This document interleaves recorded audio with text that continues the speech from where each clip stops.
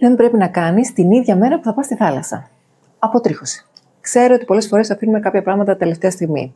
Το έχουμε πάθει όλοι, το κάνουμε όλοι. Η αποτρίχωση όμως είναι καλό να μην είναι ένα από αυτά. Είτε κάνεις κερί, είτε ριζική αποτρίχωση στο δέρμα, μπορεί να παρουσιάσει ερυθρότητα μετά και ερεθισμό. Αν αυτή η περιοχή λοιπόν εκτεθεί αμέσως στον ήλιο, αυξάνεται η πιθανότητα να δημιουργηθεί μεταφλεγμονώδες υπερμελάγχωση. Με απλά λόγια δηλαδή, να μείνει ένα σκούρο σημάδι ή μια πανάδα στο σημείο. Και εμείς θέλουμε να κάνουμε αποτρίχωση, όχι να δημιουργήσουμε πανάδες. Αν σχεδιάζεις λοιπόν να πας στη θάλασσα το Σαββατοκύριακο, το κερί προγραμμάτισέ το τουλάχιστον 24 έως 48 ώρες πριν. Τη ριζική αποτρίχωση, ειδικά αν το δέρμα σου κοκκινίζει για μερικές μέρες μετά, καλύτερα να την κάνεις στις αρχές της εβδομάδας. Στο λέιζερ, ο ρυθμός μπορεί να υποχωρεί πιο γρήγορα, αλλά η περιοχή χρειάζεται μεγαλύτερη προσοχή απέναντι στον ήλιο γιατί δημιουργείται φωτοευαισθησία.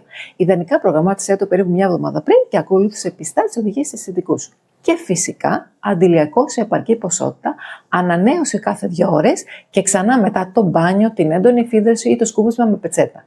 Η σωστή αποτρίχωση δεν είναι μόνο θέμα αποτελέσματος, είναι και θέμα σωστού προγραμματισμού.